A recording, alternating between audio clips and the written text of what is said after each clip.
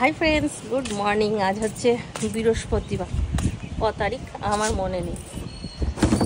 চিন্টু গেল সোমবার 17 তারিখ, তারপর মঙ্গলবার 18, বুধবার 19, আজকে হলো 20 তারিখ।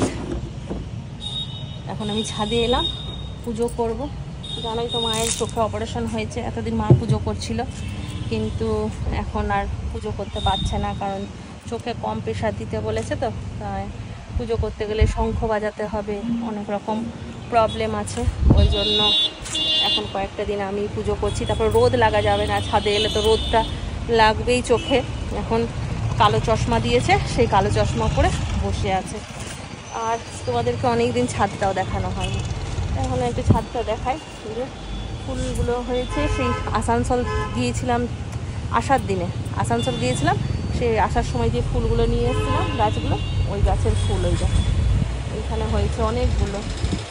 আর কতগুলো গাছ তো মরে গেছে। আজকে সকালবেলা বৃষ্টি হয়েছে, ওই জন্য ওয়েদারটা খুব সুন্দর, একদম ফুরফুরে একটা হাওয়া দিচ্ছে, আর হালকা হালকা রোদ উঠেছে। কাপড় মেললাম এসে, এখন এখানটা একটুখানি জল দিয়ে ধোবো। এই যে এইখানটা একটুখানি জল দিয়ে ধুয়ে দিই, তাহলে বেরোলেই না পায়ে ধুলোটা লাগে না। এখানটা জল দিয়ে ধোবো, ধুয়ে নিই, তারপর পুজোতে বসবো। ট্যাঙ্কি ভর্তি আছে, অসুবিধা নেই জল দিতে।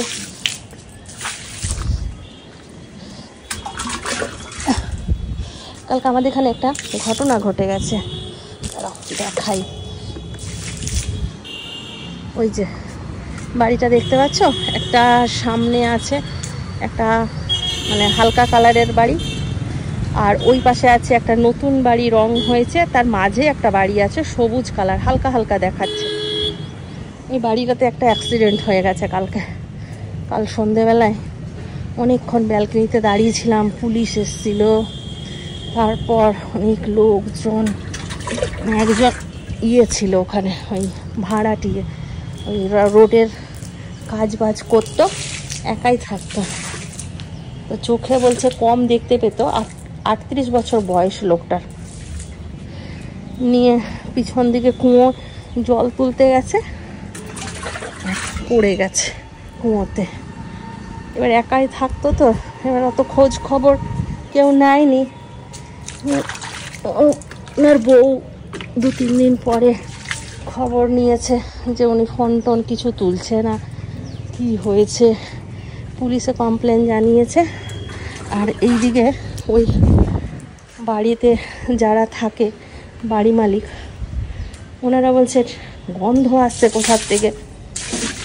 নিয়ে খুঁজতে খুঁজতে কুয়োতলায় যখন গেছে, তখন দেখতে পেয়েছে। সেই পুলিশ লোকজন, কাল এখানটা পুরো ভর্তি হয়েছিল রাস্তাটা। পুজো কমপ্লিট। আজকে অনেক দিন পর মা লক্ষ্মীকে দেখালাম তোমাদেরকে। যাই এবার নিচে গিয়ে রান্না বান্নায় লাগতে হবে, অনেকটাই দেরি হলো পুজো করতে করতে।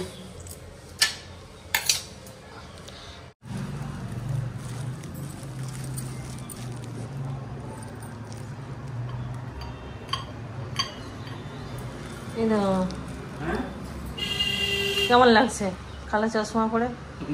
পুরো সিঁড়ি দেবে।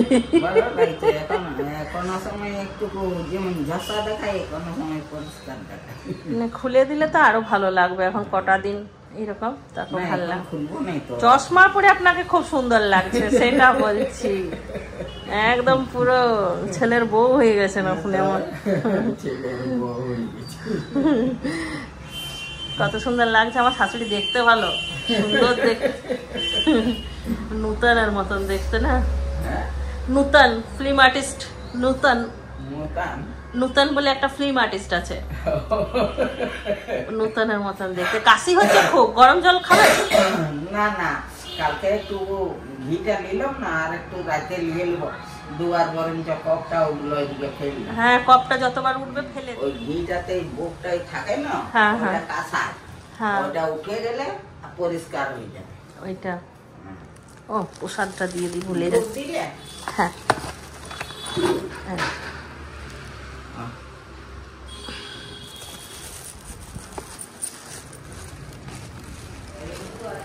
এখানে নাই, একটু নিচে আছে, আমি পাঠিয়ে দিচ্ছি। লক্ষ্মীদি কাজ করছে। ঠাকুমা ডাকছে মনে হয়, ড্রপ দিতে হবে।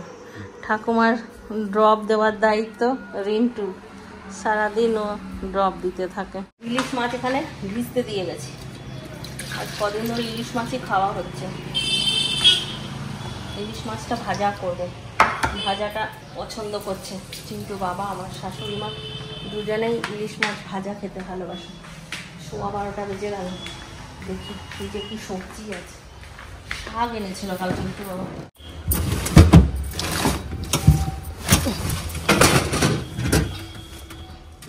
পালং শাক করি, পালং শাক, মাছ ভাজা আর চিকেন।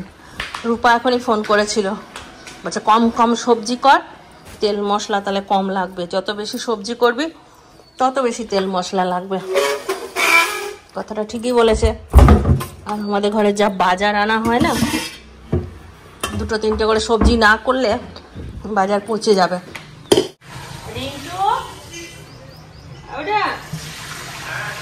একটা হলুদ এনে দে না, আমার মনে হচ্ছে হলুদ প্যাকেট এখানে নেই, আর হলুদটা শেষও হয়েছে। একটা হলুদ প্যাকেট নিয়ে হ্যাঁ, পড়াতে আমি ডিস্টার্ব করছি গো।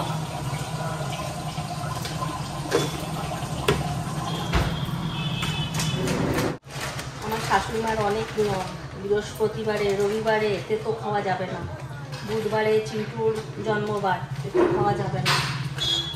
নিম পাতা এনে রেখেছে চিন্টু বাবা, প্রত্যেকদিন খাবার টেবিলে। নিম করনি, এবারে নিম করলে বেশি হয়ে যায়, এবার একা ওর জন্য করা যায় না, মনে হয় নিম করলে করবো যেদিন সেদিন সবাই মিলে খাবো। ওর পরে নিমগুলো শোকাচ্ছে, যদি নষ্ট হয়ে যায় চিন্টু বাবা চেঁচাবে। নিমগুলো আনলাম খাওয়ার জন্য, নষ্ট করলো। আদা আর রসুন কালকে অনেকটা করে বেটে রেখেছি, বাটা থাকলে সুবিধা রান্না। এটা রসুন বাটা, এটা আদা বাটা, পেঁয়াজ কুচি করবো আর রান্না করবো, ঝামেলা নেই।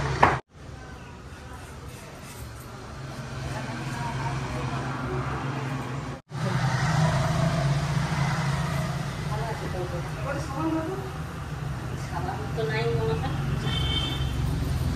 সাবান সেদিনই একটা ছিল, দিলাম। কবে দিলাম তো তোমার? কালকেই দিলাম না?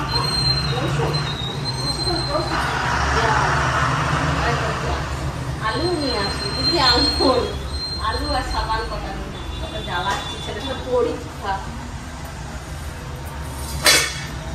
ভুলিয়ে যায়। ওরে বাবা রে, 2 রকমের শাক এনেছে গো, পালং শাক, এই শাক কি করবো বলো? এই লোকটাকে নিয়ে আমি পারি না, জ্বালাই, এত জ্বালাই না। রান্না করে রেখে দাও, কালকে এনেছে, যদি রেখে রেখে দিই তাহলে এগুলো নষ্ট হয়ে যাবে না।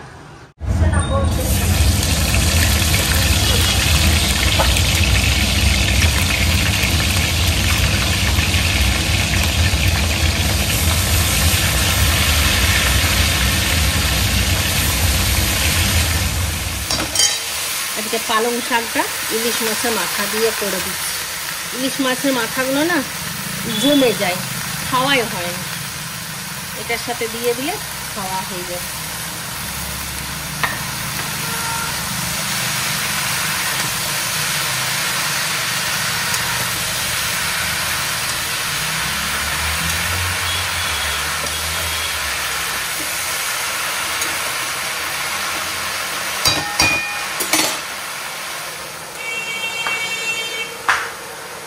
রান্নাবান্না কমপ্লিট। তোমাদেরকে আজকার মেনু দেখিয়ে দিই। এটা কালকার এঁচড়, আর এটা মায়ের জন্য বেগুন ভাজা, আর এখানে আছে মাছ ভাজা সবার জন্য, পালং শাকের চচ্চড়ি ইলিশ মাছের মাথা দিয়ে, এখানে আছে আমাদের ভাত, এখানে আছে মায়ের গলা ভাত, রিন্টু দাঁড়িয়ে আছে, এই যে রিন্টুর চিকেন, আর এখানে বসে পড়েছে মা।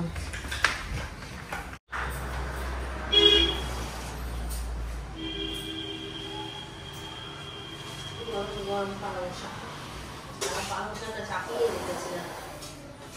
যে কোনো মাছের তরকারি না, মাছের মাথা দেওয়া সবজি একটু গরম গরম ভালো লাগে। ভাজাটাও ভালো লাগে।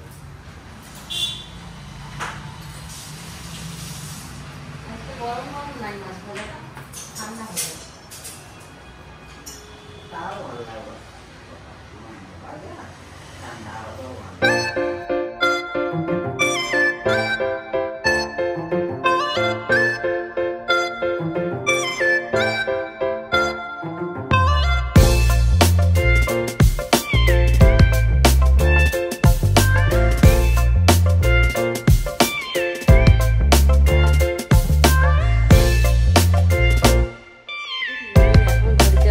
সোয়া 6টা, বানাবো একটু চা। সোজা এলে হবে না, দুধটা আনতে হবে তো ফ্রিজ থেকে। সন্ধে দিয়ে এলাম, ব্লগ দেখছিলাম। ব্লগ না, কন্ট্রোভার্সি চ্যানেলগুলো। ওই দেখতে দেখতে কখন ঘুমিয়ে গেছি। এখন একটু বেশি ঘুমিয়ে যাচ্ছি। দুপুরবেলা তো অঘরে ঘুমিয়ে যাচ্ছি, রাত্রেবেলা তো অঘরে ঘুমিয়ে যাচ্ছি। আর ইউটিউব যত দেখছি অবাক হচ্ছি। আমার ফেভারিট যত ব্লগার ছিল, সব ব্লগারের এখন কি যে হয়েছে কে জানে। তাদের এখন সময় খারাপ চলছে, রাহুর দোষ চলছে। প্রথম হলো টিনা আর সন্দীপের, ওদের ব্লগ দেখতাম, ওদের এখন হাল খারাপ হয়ে গেছে। এখন আবার মামনকে ধরেছে, মামনের ব্লগও আমি খুব দেখতাম। তো এই একটু বড় ব্লগ হয়ে গেলেই, মানে ব্লগার হয়ে গেলেই এরা এমন শুরু করছে, এত অহংকার বেড়ে যাচ্ছে যে এদের অহংকারেই পতনের মূল কারণ হয়ে যাচ্ছে। আগে শুনেছিলাম, মানে শুনতাম ব্যাপারটা যে অহংকার পতনের মূল কারণ, এখন চোখে দেখছি সত্যিই তাই। একদম এত অহংকারে কথাবার্তা এখন শুরু করে দিয়েছে না। এই সন্দীপও ঠিক এরকমই অহংকারের কথা শুরু তো করে দিয়েছে। আমি না কমেন্ট করি খুব বেশি, খুব ভালো লাগলে আমি একটা দুটো কমেন্ট করতাম আর দেখতাম, রেগুলার দেখতাম ওদের ভিডিও।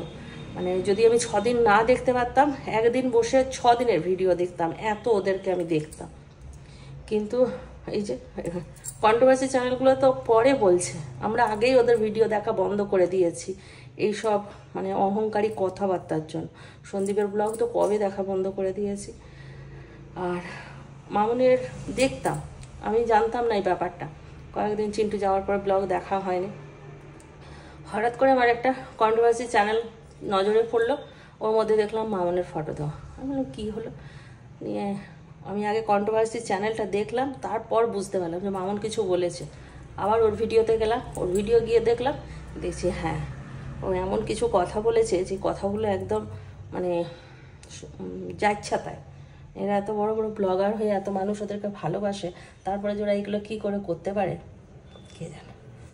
আজকে ওসব কথাবার্তা, আমরা বাবা চা খাই, শাশুড়ি বউ এখন একটুখানি চা খাবো। সন্ধে দিতে গেলাম, দেখলাম মা চুপটি করে বসে আছে। আমার ঘুমাননি, বলছে না আজকে ঘুম আসেনি, একটু চা খাইয়ে দিই তারপর ঘুমিয়ে পড়বে। ঘুমিয়ে গেলে সেই আবার 9:30টার সময় খেতে আসবে। আনিস না, ঠিক আছে, চটি আনার দরকার নেই, পরে আনবে। কালকে ট্রেনটুকে আমি বলেছি, বলছে তুমি বলে দিও না, তা বলছি। কাল রিন্টুকে আমি বলেছি ছাদের আমার যে চপ্পলগুলো রাখা আছে ওগুলো ছিঁড়ে গেছে, তুই আমাকে এক জোড়া চপ্পল এনে দিবি। বললে হ্যাঁ মা এনে দেবো। বেরিয়েছে, চপ্পল আনতে ভুলে গেছে। বাবু কি করেছে, নিচে একদম একটা চপ্পল একদম বেঁকে গেছে, ঝুল লেগে আছে। কিছুক্ষণ পরে দেখছি ওই চপ্পলটা নিয়ে আসছে। আমি বললাম কী হলো, তুই এটা কি করতে আনছিস? এই মা নোংরা চটিটা যা বাইরে রাখ। বলছে না মা তোমার না ওই চপ্পলটা আনতে আমি ভুলে গেছি, তাই হাতে করে এই চপ্পলটা নিয়ে এলাম। দেখো এটা ভালো আছে, এটা ধুয়ে নিলে তুমি ছাদে পরতে পারবো। আমার বাবা তুই যা কিপটে হয়েছিস রিন্টু, এত কিপটে হয়েছে ছেলেটা। তারপরে আমাকে বলছে কি যে আমি আজকে তোমার জন্য চটি নিয়ে আসবো। হ্যাঁ আমি বললাম না আনার দরকার নেই। একটু আমার খারাপ লেগেছে বটে, কিন্তু যা করেছিস ভালো করেছিস, শিক্ষা দিয়েছিস। ছেলেদের কাছ থেকে অনেক শিক্ষা নেওয়া যায়, তাই না?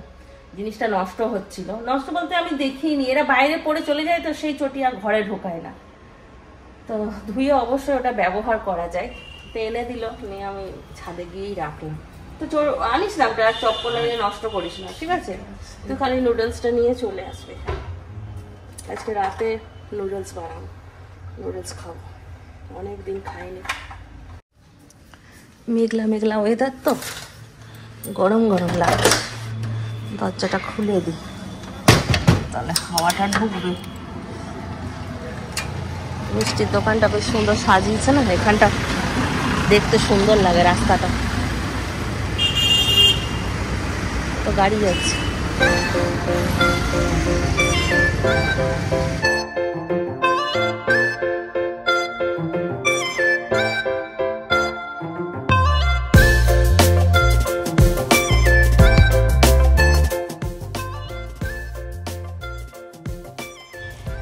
শেষমেশ রিন্টু আমার জন্য চপ্পল নিয়েই এলো। বেচারা লজ্জায় পড়ে গেছিল, কালকে বলে দিয়েছি না, তোমার খুব খারাপ লাগলো, তো তোমাকে এক জোড়া চপ্পল এনে দিলি না। কালারটা খুব সুন্দর, পেস্তা কালারের, ভালো হয়েছে। ছেলেটা নামলে বলবো, ওটা নাম করতে হবে, তাই না? আর চাউমিন বললাম বানাবো, চাউমিন রিন্টু এনে দিল, এই যে, কিন্তু দিনের খাবারই আমার এখনো হজম হয়নি, ওই জন্য চাউমিনটা তৃপ্তি করে খেতে পারবো না, ওই জন্য আর চাউমিন বানালাম না। দিনের ভাত আছে, আমার হয়ে যাবে। আর এখানে এই যে মায়ের জন্য ভাত নরম করতে বসালাম, চিকেন গরম করতে বসালাম, আর চিন্টু বাবার জন্য এই যে এখনই গরম গরম রুটি করলাম। আর মায়ের জন্য করলাম আলু ভাতে, দিনের মাছ আছে, হয়ে যাবে মায়ের। মাকে এখন শক্ত খাবার মানা করেছে তো, ওই জন্য মাছ একটা ভর্তা, না হয় একটু নরম কিছু, যেমন দিনের বেলা বেগুন ভেজে দিয়েছিলাম, এইসবই দিচ্ছি। পালং শাকটা দিনের বেলায় দিলাম না, কারণ পালং শাকে মাথা দিয়ে দিয়েছি, হঠাৎ করে দাঁতের নিচে যদি পড়ে না তাহলে চোখে প্রেশার পড়বে, ওই জন্য পালং শাক দিইনি। চলো, এইভাবেই একটা দিন শেষ হয়ে গেল। এখন ঘড়িতে বাজছে 9:25, চিন্টু বাবা চলে এলো, একটু বসে গল্প করি, তারপর খাবার টাবার দেবো। তাহলে চলো, আজকে ব্লগটা এখানেই শেষ করছি। সবাই ভালো থাকো, সুস্থ থাকো, ব্লগ দেখতে থাকো, এটা বাবা একটু জানাই। চালু হয়েছে, উপরে যাবে।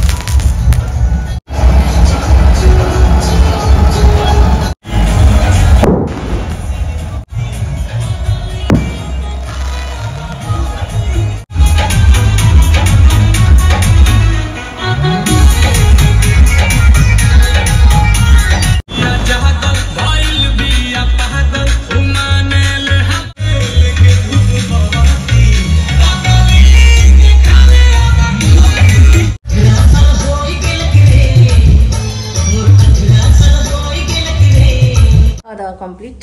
আমি একটা বরযাত্রী শেষ দেখিয়ে দিলাম তোমাদেরকে, ভালোই গেল বরযাত্রীটা নাচ করতে করতে না। আজকে অনেকগুলো বিয়ে আছে, এদিক থেকে একটা বিয়ের বরযাত্রীর গাড়ি গেল, বাস গেল, এদিক থেকে আবার একটা পেরিয়ে গেল, আবার এদের টিমটা গেল, তিনটা, কিছুক্ষণের মধ্যে তিনটা বরযাত্রী। আমি বসে গল্প চলছে, মায়ের 15 মিনিট অন্তর অন্তর ওষুধ দেওয়া হচ্ছে চোখে, কমপ্লিট হয়ে গেলে চলে যাবে উপরে গুড নাইট করে সবাইকে ঘুমাতে। Tata, good night. Good night. বাহ বাহ, গুড তোমার- নাইট গুড নাইট দেখলি তো ঠাকুমা কত সুন্দর বললো, গুড নাইট। পারফেক্ট বলেছি। হ্যাঁ তোমার তো মা পারফেক্ট তো বলবেই।